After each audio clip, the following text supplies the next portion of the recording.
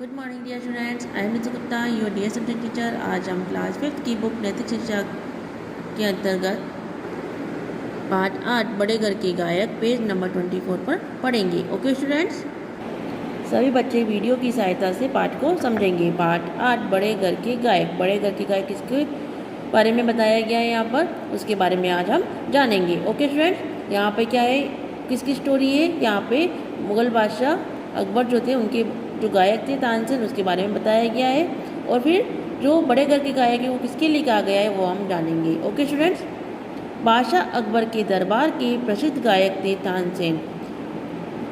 गायक मतलब जो गाना गाते थे वो कौन थे, तानसेन थे। कहते हैं कि तानसेन जब राग मल्हार गाते थे तो वर्षा होने लगती थी। जब दीपक राग गाना आरंभ करते थे तो दीपक जल उठते थे। एक दिन अकबर ने कहा, तानसेन, यह सब कुछ तुमने जिससे सीखा है उसका संगीत हमें भी सुनवाओ। अब तानसेन इतना अच्छा गाता था तो अकबर के मन में आया, जब शिष्य इतना अच्छा गाता है, जो उनका जो गुरु है वो कितना अच्छा गाते होंगे। तो तानसेन से कहते हैं कि जो तुमने जिससे सीखा है हम उनका संगीत सुनना चाहते हैं। तानसेन ने कहा, शहंशाह, मेरे गुरु स्वामी हरिदास हैं। वे सन्यासी हैं, उन्होंने सन्यास धारण कर रखा है। उन्हें किसी से कुछ लेना नहीं है, उन्हें किसी चीज़ का मोह नहीं है, इसीलिए वे आपके दरबार में नहीं आएंगे।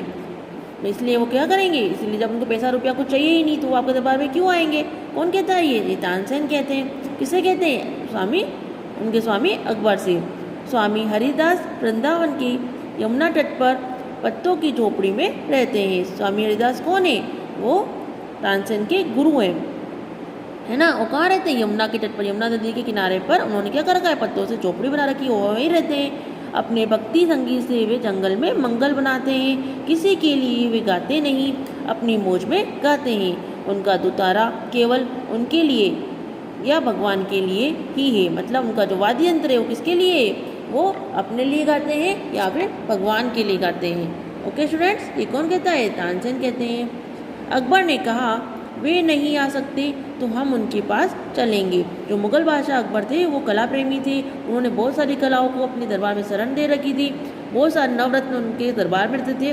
तो वो जब उनको उनसे मिलने की इच्छा हुई तो क्या कहते हैं कि वो नहीं आएंगे तो हम उनके पास चलेंगे, है ना बच्चों।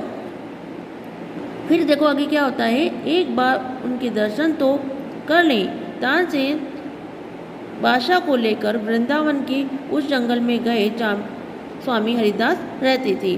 देखा स्वामी हरिदास कुटिया के बाहर ध्यान में मग्न बैठे हैं, चुपचाप शांत। एक दुतारा उनके पास पड़ा है परंतु वह भी बेआवाज़। अब वो तो उनका संगीत सुनने के लिए आए थे लेकिन वो तो गाना बजा ही नहीं रहे थे। वो तो कैसे बैठे थे, एकदम चुपचाप और शांत अपने ध्यान में मग्न बैठे हुए थे। तो बादशाह अकबर क्या बोलते हैं वो देखेंगे बच्चों आगे। बादशाह ने धीरे से कहा, तानसेन, यमुना तट पर आकर भी क्या हम प्यासे ही जाएंगे। यमुना तट का मतलब हम स्वामी हरिदास के पास आकर भी क्या हम उनका गाना नहीं सुन पाएंगे। क्या कोई ऐसा उपाय नहीं कि स्वामी हरिदास गाने लगे। तानसेन ने कहा, प्रयत्न करता हूँ शहंशाह, मतलब कोशिश करता हूँ। आप चुपचाप खड़े रहिए, मतलब मेरे स्वामी को पता नहीं पड़ना चाहिए कि आप यहाँ उनका संगीत सुनने के लिए आए हैं। तानसेन ने कुछ सोचा और फिर अपनी सितार उठाकर बजाना शुरू कर दिया। अब क्या किया उन्होंने कि उन्होंने अपनी सितार से सितार वादन करना प्रारंभ कर दिया। पहले थोड़ा ठीक बजाया, फिर जानबूझकर गलत बजाने लगे। कौन बजाने लगे, तानसेन। स्वामी हरिदास ने सुना तो झुंझला उठे, बोले, झुंझला उठे मतलब गुस्सा हो गए, गलत बजाते हो तानसेन, सुनो। और वे अपना दुतारा उठाकर बजाने लगे। जब तानसेन ने गलत बजाया तो टीचर की आदत होती है ना बच्चों को स्टूडेंट को सुधारने की, तो उन्होंने उनको बोला कि जैसे मैं बजा रहा हूँ वैसे बजाओ। उसके साथ साथ गाने लगे। सारा वन उस गायन से गूंज उठा, वृक्ष और पौधे झूम उठे। जंगल के हिरण स्वामी हरिदास के पास आकर खड़े हो गए। पक्षी शांत हो गए। ऐसा प्रतीत होता था जैसे चलती हुई हवाएं भी ठहर गई हों। मतलब उनकी जब संगीत की आवाज़ आ रही थी तो उसमें हवाएं भी बाधा नहीं बन रही थी और केवल उनका संगीत सुनाई दे रहा था। बादशाह मस्त हो गए।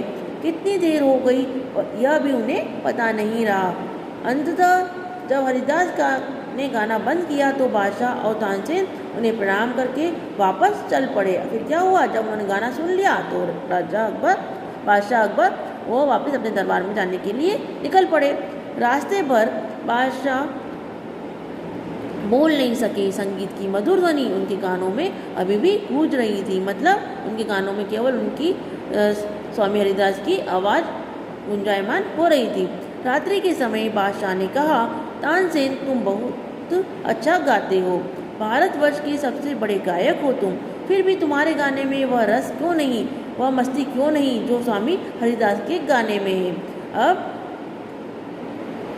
जो बादशाह अकबर हैं वो किससे कंपेयर करते हैं, किससे तुलना करते हैं, वो तानसेन को उनके गुरु से कंपेयर करते हैं कि तुम इतना मीठा क्यों नहीं गाते हो। तो तानसेन उसका आंसर क्या देता है वो देखेंगे आगे। तानसेन ने हाथ जोड़कर कहा, शहंशाह मुझ में और स्वामी हरिदास में बहुत अंतर है।